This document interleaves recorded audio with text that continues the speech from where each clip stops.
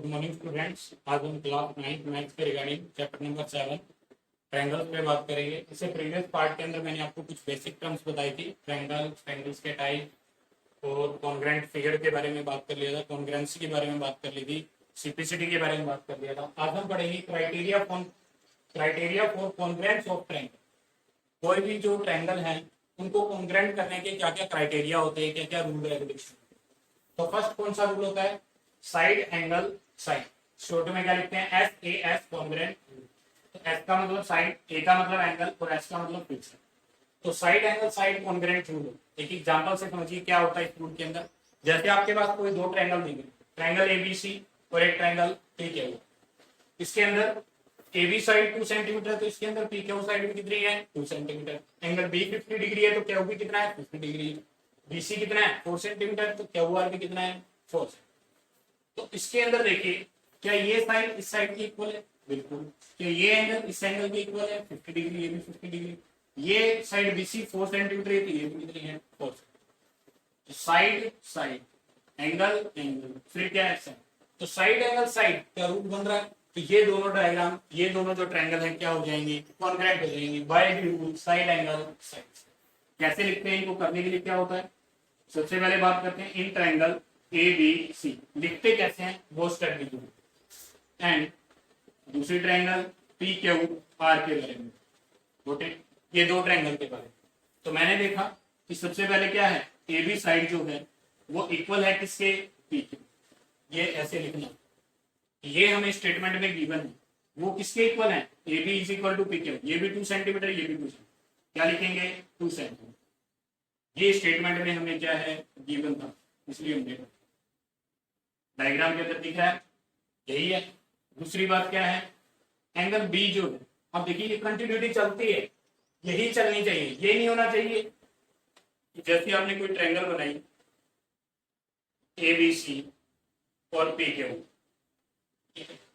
P Q हुआ triangle के अंदर आपने देखा कि ये 2 सेंटीमीटर, ये 4 सेंटीमीटर है, ये 2 सेंटीमीटर है, ये 4 सेंटीमीटर। इसका एंगल ये इक्वल है, इसका ये एंगल, ये 50 डिग्री है, यहाँ पर भी 50। तो हम ये कह सकते हैं कि एंगल ए बी तो इक्वल है पी क्यू के, ये बात भी ठीक है। बी सी इक्वल है क्या हुआ? ये बात। सी एंगल इक्वल है किसके? क्यू। ये बातें नहीं ठीक है। तो इसमें तो कौन सा रूल बना? साइड साइड एंगल, ऐसा कोई रूल ही नहीं है। साइड एंगल साइड, इसके लिए यही रूल होना चाहिए कंटिन्यूटी बिहेवियर कि पहले साइड बननी चाहिए, फिर बीच में एंगल बनना चाहिए, फिर क्या बननी चाहिए? साइड बननी चाहिए, तभी ये रूल अप्लाई होगा, अदरवाइज नहीं होगा। आपने कोई भी दो साइड इक्वल कर दिए, एंगल इक्वल कर दिया, तो आप ये नहीं लिखोगे साइड एंगल साइड, नहीं। कंटिन्यूटी जरूरी है, यही क्वेश्चन के अंदर डिमांड करता है, साइड एंगल साइड ही बनना चाहिए, अदरवाइज वो रूल अप्लाई नहीं है। तो जैसे इसमें पहले दो साइड इक्वल है, फिर एंगल इक्वल है, एंगल बी किसके इक्वल है? एंगल क्या होगी? किसके इक्वल है? 50 डिग्री। ये भी हमें गिवन एंगल गिवन, ऊपर वाली गिवन साइड है तो गिवन।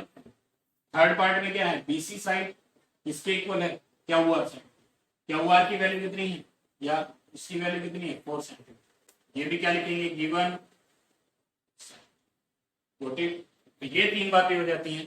तो हम क्या लिखेंगे? Triangle A B C is congruent to triangle P Q by rule S A S, side angle side. अब देख लीजिए, side angle side, side angle side, congruence rule. इन दोनों पे भी आप हम इन दोनों ट्रायंगल को क्या कर सकते हैं? कॉन्ग्रेंट। तो ये है आपके पास फर्स्ट जो रूल है कॉन्ग्रेंट, कोई भी दो ट्रायंगल को कॉन्ग्रेंट करने का, साइड एंगल साइड। अगर कंटिन्यूटी नहीं होती है तो ये रूल नहीं लगेगा। कंटिन्यूटी का मतलब क्या है? पहले साइड होनी चाहिए, फिर एंगल होना चाहिए, फिर साइड होनी चाहिए। ओके, अब जैसे कोई एक एग्जांपल देखते हैं, एक दूसरा एग्जांपल देखिए। करने का मेथड यही है, कोई भी दो ट्रायंगल ड्रॉ करिए। क्या हुआ? ये दो मैंने ट्रायंगल ड्रॉ किया, ठीक है। अब जैसे ये क्या है? साइड, फिर क्या है? एंगल। कोई भी दो साइड, ये साइड ये 5 सेंटीमीटर साइड है सर, ये साइड 5, कोई बात। ये एंगल आर 30 डिग्री है सर, और ये भी कितना है 30। ये कितनी है 3 सेंटीमीटर की साइड है और ये भी। अब क्या इसमें साइड एंगल साइड का रूल लग सकता है? बिल्कुल। पी आर साइड, आप कहोगे सर पी क्यों साइड डी ई के इक्वल होनी चाहिए? नहीं, ऐसा कोई कंफ्यूजन नहीं कि पी आर साइड ये वाली साइड इस साइड के इक्वल हो सकती है, बिल्कुल। पी आर साइड किसके इक्वल होगी? और डी। आप एक बात ध्यान रखना, पहले मैंने किस ट्रायंगल का नेम लिखा है एबीसी, दूसरी ट्रायंगल हमने किसके बारे में लिखे? P Q. तो एबीसी के पार्ट एक साइड से लेंगे, पी क्यू आर के पार्ट एक साइड से लेंगे, चाहे उसमें एंगल हो चाहे। तो पी आर किसके इक्वल हो गया? डी ई के इक्वल हो गया। क्या इसके अंदर आर एंगल है सर? इसके अंदर ई एंगल है, ये भी 30 डिग्री हो गया सर। इसके अंदर क्या हुआ के बारे में बात कर रहे हैं, इसके अंदर ई एफ के बारे में बात कर रहे हैं। तो ये तीनों साइड्स की तो साइड एंगल साइड कंटिन्यूटी बन रही है सर, इसके अंदर भी है। रूल अप्लाई हो जाएगा कि ये दोनों ट्रायंगल क्या हो जाएंगी? कॉन्ग्रुएंट हो जाएंगी bye rule side angle side के साथ। कंटिन्यूटी कब नहीं बनती है? जैसे सब नहीं बनती इस क्वेश्चन के अंदर। अब ये जो था एंगल क्या हो जाता है 30 डिग्री में। तो क्या इन दोनों साइड के बीच में कोई एंगल आ रहा है? नहीं है। हमारे पास तो दो साइड्स के बीच में क्या आना चाहिए? क्या एंगल आना चाहिए। तो इसके अंदर जो डेफिनेशन है इसको डिफाइन करने की बात आती है कि साइड एंगल साइड रूल क्या होता है? If any two triangles are congruent, कोई भी दो ट्रायंगल कॉन्ग्रुएंट हो सकते। कब? When two sides are included, two sides are equal and one angles are equal in two triangles। ठीक है, ये होगा इसके लिए डेफिनेशन की बात करें यार लिखें कि two triangles are congruent if two sides and included angle of one triangle are equal to the sides of included angle of other triangle. ठीक, आप जाहिर था इतना ही, बस थोड़ी सी बात इतनी कि ऐसे क्या हो गया साइड एंगल साइड, ये बात ध्यान रखिए। बस कंटिन्यूटी सबसे ज्यादा इंपॉर्टेंट पार्ट है इसकी। सेकंड रूल देखिए, नेक्स्ट सेकंड रूल देखिए। सेकंड रूल क्या है? फर्स्ट हमने पढ़ा साइड एंगल साइड के बाद। अब क्या है? ए एस के angle side angle, angle side angle congruence rule. अब कोई भी दो ट्रायंगल हैं या कोई भी, अब ट्रायंगल्स के बारे में इस चैप्टर में लगभग ट्रायंगल्स के बारे में ही पढ़े। कोई भी दो ट्रायंगल्स हैं उनको हम कॉन्ग्रुएंट कर सकते हैं एंगल साइड एंगल। दो एंगल होने चाहिए और एक क्या होनी चाहिए? साइड होनी चाहिए। बट एक एंगल फिर उसके बाद में एक साइड फिर एक क्या होना चाहिए? एंगल। ये कंटिन्यूटी हमें मिलनी चाहिए डायग्राम। देखिए एग्जांपल, मैंने एक ट्रायंगल एबीसी ली, दूसरी ट्रायंगल मैंने देख लिया। नाउ इन ट्रायंगल एबीसी की बात कर रहे हैं एंड दूसरी ट्रायंगल डीई एफ की बात। इसके अंदर हमने क्या देखा कि एंगल बी जो है, सबसे पहले एंगल के बारे में बात होगी तो एंगल बी किसके इक्वल हो गया? एंगल ई के। पहले एबीसी का पार्ट है तो एबी का बी पार्ट ही लिखा। ये कितने डिग्री का एंगल है? 60 डिग्री। ठीक, दूसरा एंगल क्या दिया गया है? दूसरी साइड के बारे में बात की तो इसमें बीसी साइड है और इसमें कितनी साइड है? ईएफ साइड 4 सेंटीमीटर की इक्वल होगी। और इसमें क्या है? एंगल सी है सर, इसमें क्या है? Angle F. क्या यही चीज दी गई है हमें स्टेटमेंट में? ये भी गिवन है, ये भी स्टेटमेंट में हमें गिवन है। ये गिवन एंगल हो गया, ये गिवन साइड होगी और ये गिवन एंगल होगी। ये बातें, तीन बातें हमें दी गई। तो हमने क्या देखा कि यहाँ एंगल, ये साइड और ये एंगल साइड एंगल, क्या दोनों डायग्राम ट्रायंगल की same shape same shape, size में भी सेम है क्योंकि इन दोनों के एंगल भी सेम है और दोनों की साइड भी सेम। तो क्या लिखेंगे? ट्रायंगल ए बी सी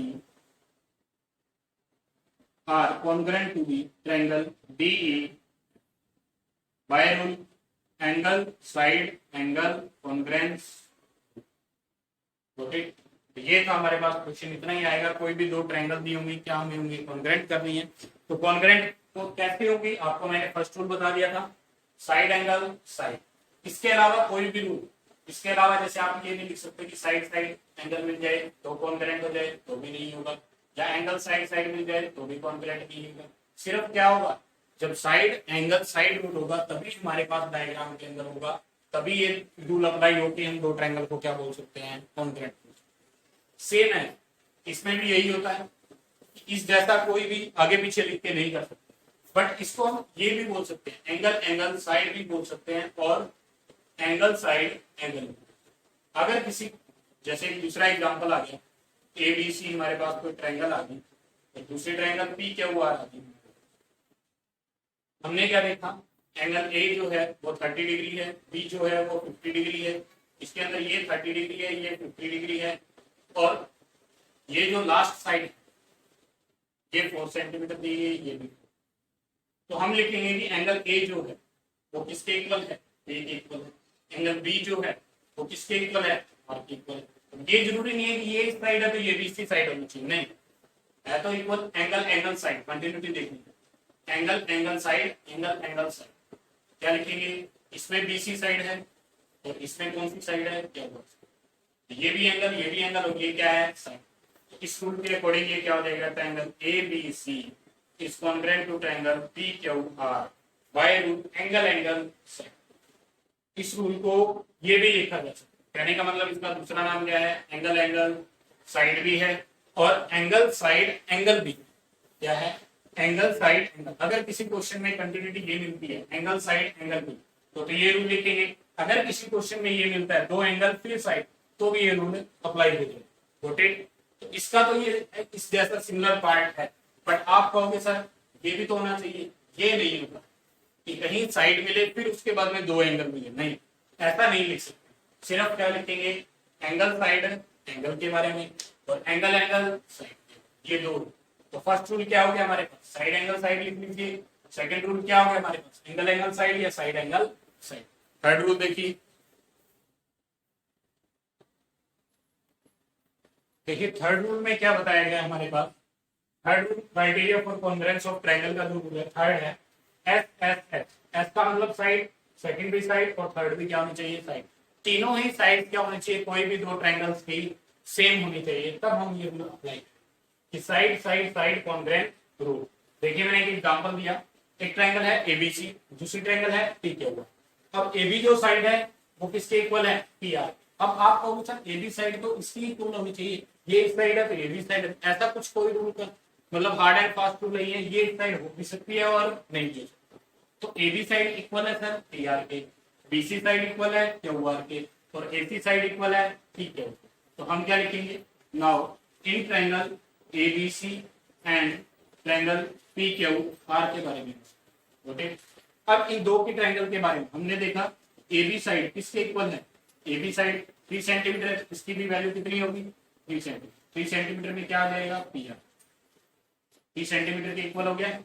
अब दूसरी जो साइड है एबी के बाद में कौन आया, बीसी, तो बीसी एक साइड दूसरी साइड इसके साथ ज्वाइन होगी थी, बीसी क्या है, बीसी किसके इक्वल है 5, तो यहाँ पर 5 क्या है, क्या हुआ, क्या हुआ, इन दोनों की वैल्यू क्या है। ये भी हमें स्टेटमेंट में क्या थी, गिवन थी, गिवन साइड, ये भी क्या है सेम गिवन साइड, और थर्ड भी क्या है एसी, एसी में 4 सेंटीमीटर, 4 सेंटीमीटर में क्या है पीक्यू। क्या लिखेंगे, गिवन साइड। अब साइड साइड साइड, कंटिन्यूटी है, साइड साइड साइड, कोई भी बीच में साइड गैप नहीं कर रही है। हम ये नहीं कहेंगे कि ए बी साइड सीधा डायरेक्ट इक्वल होगी एसी के, नहीं, कोई भी साइड या एंगल्स के बीच में गैप नहीं होना चाहिए। अब जैसे आप कहोगे सर इनपे तो एंगल का गैप आता नहीं, कंटिन्यूटी क्या है कि साइड साइड साइड, तीनों साइड आपस में बन रही है। पहले रूल में क्या था, पहले साइड बन रही थी सर, फिर एक एंगल बन रहा था, फिर क्या बन रही है, साइड बन रही थी। सेम दूसरे रूल के अंदर एंगल एंगल साइड भी था और side angle angle side angle भी। दूसरे रूल के अंदर ये देखा था कि या तो हमारे पास कोई एक एंगल बनना चाहिए, फिर दूसरा क्या आ गया था, एक साइड आ गई थी, फिर क्या आ गया था, एक एंगल आ गया। ऐसी बात हो सकती है, या फिर कोई भी एक ट्रायंगल के अंदर दो एंगल और एक साइड, जैसे ये साइड होगी ये दोनों एंगल। अब थर्ड रूल के अंदर क्या बताया मैंने, तीनों ही क्या होनी चाहिए, साइड होनी चाहिए।